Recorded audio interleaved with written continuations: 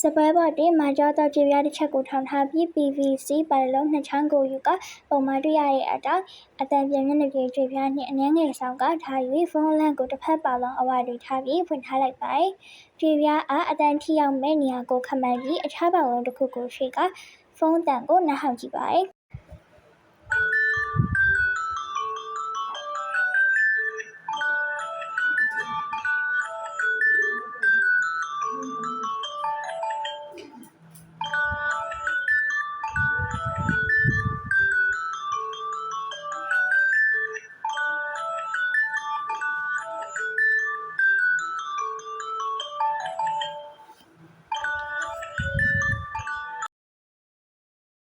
စမ်းသပ်ချက်အရအသံသည်သိပ်လျှော့သောမျက်နှာပြင်နှင့်ထိရောက်သောအခါအသံပြန်တောင်ပြီးထိုမျက်နှာပြင်သည်မာကျော၍ညီမျှသောမျက်နှာပြင်ဖြစ်ရမည်ဆိုတာကိုသိလိုက်ရပါသည်စမ်းသပ်ချက်အရလည်းအရာအသံလောင်ရသည်မာကျော၍ညီမျှသောမျက်နှာပြင်ကြွေပြားနှင့်ထိတွေ့သောအခါအကောင်းဆုံးပြတ်ဟတ်ကြောင်းတွေ့ရှိရပါသည်ဒါအပြင်အသံလာရပိုက်၏ down angle or incidence နှင့်အသံပြတ်ဟတ်ရပိုက်၏ down angle or